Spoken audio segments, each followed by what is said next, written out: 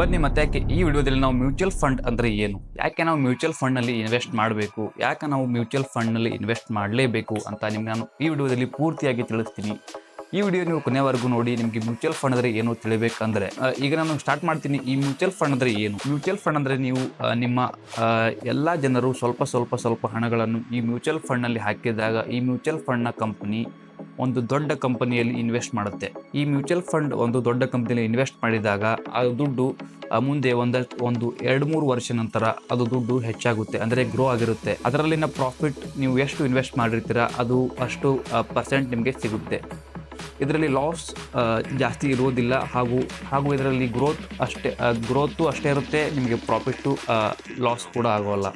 ಅದಕ್ಕೆ ಎಲ್ಲ ಜನರು ಇದೊಂದು ಮ್ಯೂಚುವಲ್ ಫಂಡ್ನಲ್ಲಿ ಇನ್ವೆಸ್ಟ್ ಮಾಡ್ತಾರೆ. ಮ್ಯೂಚುವಲ್ ಫಂಡ್ ಅಂದರೆ ನಿಮಗೆ ತಿಳಿದಿರಬೇಕು ಅನ್ಕೋತೀನಿ. ಯಾಕೆ ನಾವು ಮ್ಯೂಚುವಲ್ ಫಂಡ್ನಲ್ಲಿ ಇನ್ವೆಸ್ಟ್ ಮಾಡಬೇಕು, ಯಾಕೆ ನಾವು ಮ್ಯೂಚುವಲ್ ಫಂಡ್ನಲ್ಲಿ ಇನ್ವೆಸ್ಟ್ ಮಾಡಲೇಬೇಕು ಅಂತ ನಿಮಗೆ ಈ ವಿಡಿಯೋದಲ್ಲಿ ಹೇಳ್ತೀನಿ. ಮ್ಯೂಚುವಲ್ ಫಂಡ್ನಲ್ಲಿ ಲಾಸ್ ಆಗೋಲ್ಲ. ಈಗ ನೀವು ಸ್ಟಾಕ್ ಮಾರ್ಕೆಟ್ ಅಥವಾ ಈ ಶೇರ್ ಮಾರ್ಕೆಟ್ ಅಂದ್ರೆ ಗೊತ್ತಿರ್ಬೋದು. ಈ ಶೇರ್ ಮಾರ್ಕೆಟ್ ಹಾಗೂ ಸ್ಟಾಕ್ ಮಾರ್ಕೆಟಲ್ಲಿ ನೀವು ಸ್ಟಾಕ್ ಖರೀದಿ ಮಾಡಿದಾಗ ಆ ಸ್ಟಾಕ್ಗೆ ನೀವು ದಿನಾಲೂ ಅನಾಲಿಸಿಸ್ ಮಾಡಬೇಕು.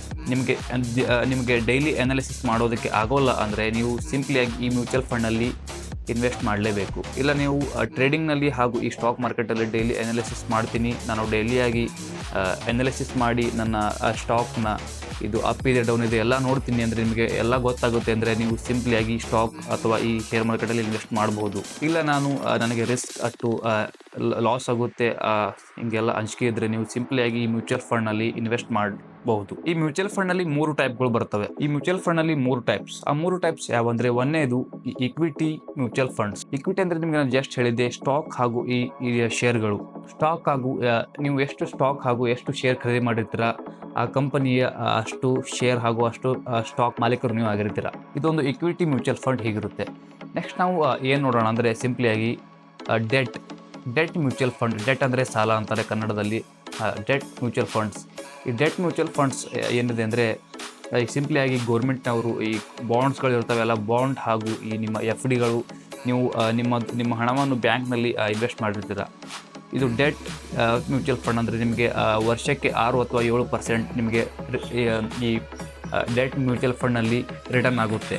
ಹಾಗೂ ಮೂರನೇದು ಮ್ಯೂಚುವಲ್ ಫಂಡ್ ಯಾವುದಂದರೆ ಸಿಂಪ್ಲಿಯಾಗಿ ಹೈಬ್ರಿಡ್ ಮ್ಯೂಚುವಲ್ ಫಂಡ್. ಹೈಬ್ರಿಡ್ ಅಂದರೆ ಸಿಂಪ್ಲಿ ನೀವು ಅನ್ಬೋದು ಈ ಇಕ್ವಿಟಿ ಪ್ಲಸ್ ಡೆಟ್ ಪ್ಲಸ್ ಮಾಡಿದಾಗ ಈಕ್ವಲ್ ಟು ಆದಾಗ ಇದೊಂದು ಹೈಬ್ರಿಡ್ ಮ್ಯೂಚುವಲ್ ಫಂಡ್ ಆಗುತ್ತೆ. ಈ ಹೈಬ್ರಿಡ್ ಮ್ಯೂಚುವಲ್ ಫಂಡ್ದಲ್ಲಿ ಅಷ್ಟು ಲಾಸು ಇರೋದಿಲ್ಲ, ಅಷ್ಟು ಗ್ರೋತು ಇರೋದಿಲ್ಲ. ಇದು ಬ್ಯಾಲೆನ್ಸ್ ಆಗಿ ಗ್ರೋತ್ ಆಗ್ತಾ ಇರುತ್ತೆ. ನೀವು ನಿಮ್ಮ ಸ್ಟಾಕ್ ಹಾಗೂ ಈ ಶೇರ್ ಈಗ ಸಿಂಪ್ಲಿಯಾಗಿ ವರ್ಷಕ್ಕೆ 20 ಅಥವಾ 30% ಒಮ್ಮೆ ರನ್ ಆಗುತ್ತೆ. ಇಲ್ಲಿ ಹೈಬ್ರಿಡ್ನಲ್ಲಿ ಹಾಗಿರೋದಿಲ್ಲ.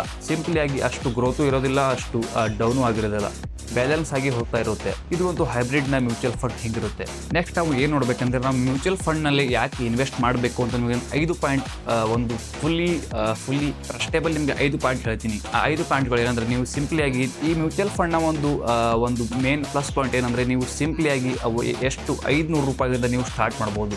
ಮಂತ್ಲಿ ನೀವು 500 ರೂಪಾಯಿಯಿಂದ ಈ ಮ್ಯೂಚುವಲ್ ಫಂಡನ್ನು ಸ್ಟಾರ್ಟ್ ಮಾಡ್ಬೋದು. ಇದು ಒಂದು ಮೇನ್ ಪಾಯಿಂಟ್ ಇದರ ಮ್ಯೂಚುವಲ್ ಫಂಡ್ ಹೀಗಿದೆ. ಹಾಗೂ ನಾವು ನೆಕ್ಸ್ಟ್ 2ನೇ ಪಾಯಿಂಟ್ ನೋಡ್ಬೇಕು ಏನಂದರೆ, ನಿಮ್ಗೆ ನಾನು ಜಸ್ಟ್ ಹೇಳಿದ್ದೆ ಈಗ ನೀವು ಡೆಟ್ ಮ್ಯೂಚುವಲ್ ಫಂಡ್ನಲ್ಲಿ ಇಟ್ಟಿದಾಗ ವರ್ಷಕ್ಕೆ 6 ಅಥವಾ 7% ಅಷ್ಟೇ ಗ್ರೋ ಆಗುತ್ತೆ ಅಂತ. ಇದರಲ್ಲಿ ಹಾಗಿರೋದಿಲ್ಲ. ನೀವು ಬ್ಯಾಂಕ್ನಲ್ಲಿ ನೀವು ಇನ್ವೆಸ್ಟ್ ಮಾಡಿರೋಕ್ಕಿಂತ ಇದರಲ್ಲಿ ರಿಟರ್ನ್ಸ್ಗಳು ಜಾಸ್ತಿ ಇರುತ್ತೆ. ಹಾಗೂ ನೀವು ನಿಮ್ಮ ಹಣ ನಿಮ್ಮ ಮನೆಯಲ್ಲಿ ನೀವು ನಿಮ್ಮ ತಿಜೋರಿನಲ್ಲಿಯೇ ಅಥವಾ ನೀವು ಮನೆಯಲ್ಲೇ ಇಟ್ಟಿದ್ದೀರಾ ಅಂದರೆ ಇನ್ಫ್ಲೇಷನ್ ಅದಕ್ಕೆ ತಿಂದು ಹಾಕುತ್ತೆ. ಅದಕ್ಕಾಗಿ ನೀವು ಈ ಮ್ಯೂಚುವಲ್ ಫಂಡ್ಸ್ ಆರಾಮಾಗಿ ಈ ಇನ್ಫ್ಲೇಷನನ್ನು ಬೀಟ್ ಮಾಡುತ್ತೆ. ನೀವು ಟೆನ್ಷನ್ ಇಲ್ಲದೆ ನೀವು ಮ್ಯೂಚುವಲ್ ಫಂಡ್ನಲ್ಲಿ ಇನ್ವೆಸ್ಟ್ ಮಾಡ್ಬೋದು. ಯಾಕೆಂದರೆ ಇದೊಂದು ನೀವು ಮ್ಯೂಚುವಲ್ ಫಂಡ್ನಲ್ಲಿ ಇನ್ವೆಸ್ಟ್ ಮಾಡಿರುವಂಥ ಆ ಕಂಪ್ನಿಯ ಪ್ರೊಫೆಷ್ನಲಿ ಮ್ಯಾನೇಜರ್ ಇರ್ತಾರೆ. ಅವರು ನಿಮ್ಮ ಈ ಹಣವನ್ನು ಮ್ಯಾನೇಜ್ ಮಾಡ್ತಾ ಇರ್ತಾರೆ. ಹಾಗೂ ನೀವು ನಿಮ್ಮ ಹಣವನ್ನು ಬ್ಯಾಂಕ್ನಲ್ಲಿ ಇಟ್ಟಾಗ ಅದಕ್ಕೆ ನೀವು ವಿಡ್ರಾಲ್ ಮಾಡುವಾಗ ಸ್ವಲ್ಪ ಅದಕ್ಕೆ ಟ್ಯಾಕ್ಸ್ ಕೊಡಬೇಕಾಗುತ್ತೆ. ಈ ಮ್ಯೂಚುವಲ್ ಫಂಡ್ಸ್ನಲ್ಲಿ ಟ್ಯಾಕ್ಸ್ ಸೇವಿಂಗ್ ಒಂದು ಆಪ್ಷನ್ ಇರುತ್ತೆ. ಈ ಟ್ಯಾಕ್ಸ್ ನೀವು ಸೇವ್ ಮಾಡ್ಕೋಬೋದು. ನೀವು ಮಾರ್ಕೆಟ್ನಲ್ಲಿ ನೇರವಾಗಿ ಇನ್ವೆಸ್ಟ್ ಮಾಡಬೇಕಂದ್ರೆ ನಿಮಗೆ ಯಾವುದೇ ನಿಮ್ಮ ಹಣ ಲಾಸ್ ಮಾಡದಿದ್ದೆ ನೀವು ಮಾರ್ಕೆಟ್ನಲ್ಲಿ ಇನ್ವೆಸ್ಟ್ ಮಾಡಬೇಕಂದ್ರೆ ಈ ಮ್ಯೂಚುವಲ್ ಫಂಡ್ ನಿಮ್ಮ ಜೊತೆ ಇದೆ. ಮ್ಯೂಚುವಲ್ ಫಂಡ್ನಲ್ಲಿ ನೀವು ಫ್ರೀಲಿಯಾಗಿ ಇನ್ವೆಸ್ಟ್ ಮಾಡ್ಬೋದು. ನಿಮಗೆ ವರ್ಷಕ್ಕೆ ಭಾಳ ಅಂದರೆ ಒಂದು 15 ಅಥವಾ 14% ರಿಟರ್ನ್ ಸಿಗುತ್ತೆ. ನೀವು ಮ್ಯೂಚುವಲ್ ಫಂಡ್ಸ್ಗಳಲ್ಲಿ ಇನ್ವೆಸ್ಟ್ ಮಾಡ್ಬೋದು. ನಿಮಗೆ ಈ ವಿಡಿಯೋ ಮ್ಯೂಚುವಲ್ ಫಂಡ್ ಏನು ಅಂತ ತಿಳಿದಿರಬೇಕು ಅನ್ಕೋತೀನಿ.